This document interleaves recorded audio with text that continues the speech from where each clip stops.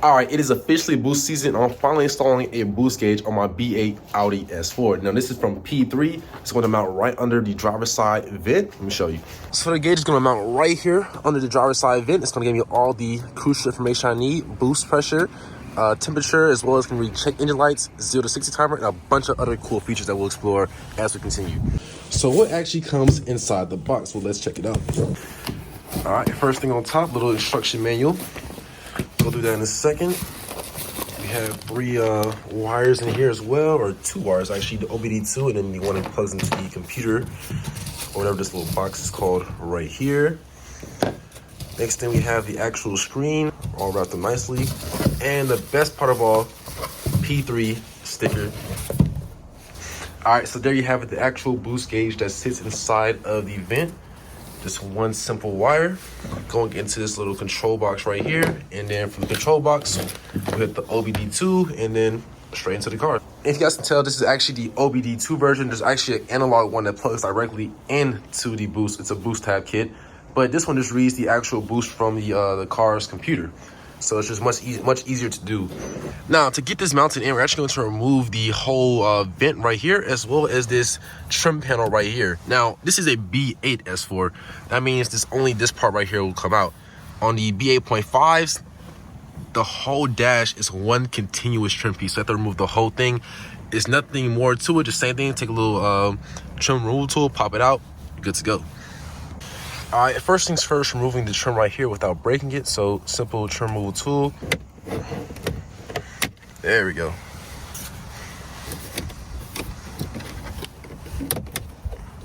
Perfect, comes out just like that. There's a little silver piece on here as well. All right, next thing up is the actual vent. This should just slide out. There's nothing holding it down, I don't believe, so just wiggle that out. There we go, perfect. And there's one little wire at the bottom that's to come out as well, right down there. All right, so there it goes all the way out, but one wire right there, unclip that, and we'll take it inside to do the rest. And I'm sure some tweezers will make this job a lot easier. But what we're gonna do here is actually remove these first little vents here. So these literally just kind of slide or pop right off. And when you take the vent out, make sure you're extra careful, because there's a little clamp right there that's hanging that you definitely need, so do not lose that piece. All right, so there's 2 control arms in here. There's one down between here and that section. There's one that's dangling right there that I have to remove as well. But while that's dangling, I actually take off the top rows first, because I have to reseat those anyway. Very gentle. There's the control arm right there. And then the middle one's actually connected to both the top and bottom control arm. We're gonna actually remove the bottom control arm, because that's where the P3 gauge sits. So just pull it out just like this. Boom, same with this one. So this is the bottom arm. We don't need this one anymore, so get rid of that one. All right, so let's get it set up. So this is the top controller right here, and these should be facing towards you when we put them on. So I'm just gonna slide this piece right here. I'm gonna try to hook this next one up as well. So got it hooked on. Perfect. And then finally, the last controller. And this little groove should slide right there in the middle. Should see a little portion for it. This is gonna slide right here. I think it's yeah, perfect. So now seated properly, have full functionality. Yeah, perfect. So left, right functionality is all there. Once we put the wire in there, I'm sure that will be limited, but let's go ahead and try to tuck the wire in. Remember, the boost gauge will sit right in between there. All right, per the instructions, it says you have to connect the display to the control box to the main harness to the OBD2 harness. So it's super easy, super simple.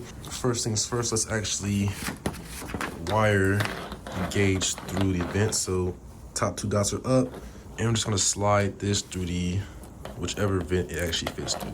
Slide right through here.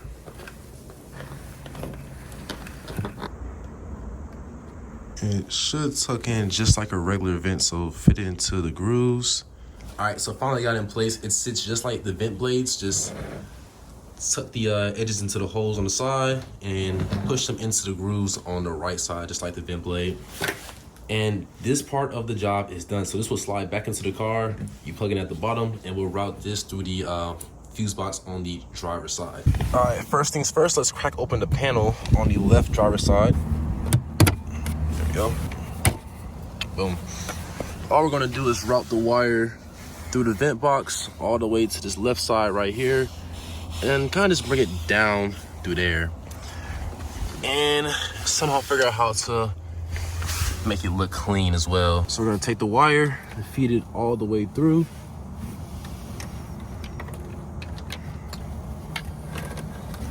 And then go ahead and plug your vent back in as well. All right, so that's all popped in. All right, so next three things we have are the control box, the OBD2 adapter, as well as this wiring harness right here. So control box goes right into this cord right here. All right, locked in. Next up, we have the wiring harness. This will actually go right into here. The big double row 4 or 5 pin adapter plugs right into here. Finally, we have these cables right here. So we have the 2 analog wires. These are for like if you're doing actual boost tap and things like that. This right here is the dimmer switch or dimmer cable. So pretty much if you plug this into your car somehow, some way, when the lights go dim on your headlights, it'll actually dim the gauge so it won't be bright at night. It's a cool feature, but I'm not plugging that in. So I tape these two off, some tape.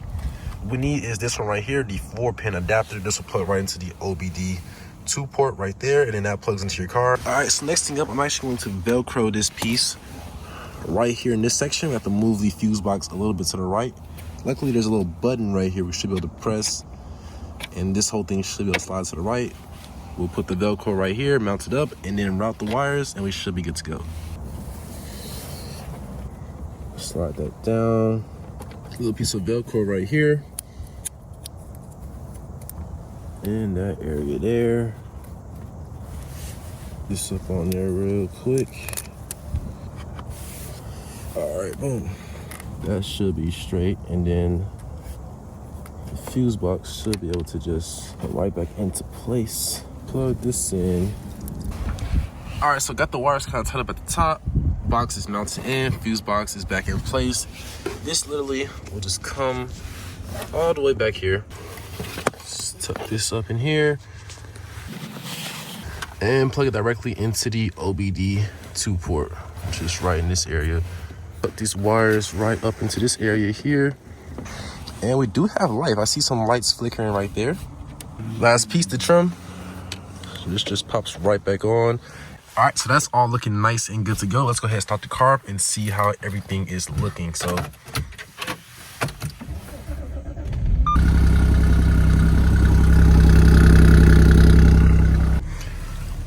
finally settled down. It's like we're holding strong at negative 18.6. I believe this is the boost gauge that's already on right now. As you see, a bunch of lights on the dash per usual Audi fashion. We'll get those cleared up in due time. All right, so that's the boost gauge right there. Under some load. So yeah, it looks absolutely great inside the car. Have hands-on information as soon as I need it. And just like that, the P3 gauge is installed and ready to go. I'm gonna make an update video later on when I test out all the features of the gauge. I'll do a 0 to 60 time as well. And it's gonna go through all the features, but that's how you saw the P3 gauge. If you have any questions about how I installed it or where I got it from, link in the description below. But any questions, drop them down in the comment section below. If you like this video, want to see more content on my B8 Audi S4, go ahead and hit that subscribe button and also like this video as well. Other than that, thanks for watching.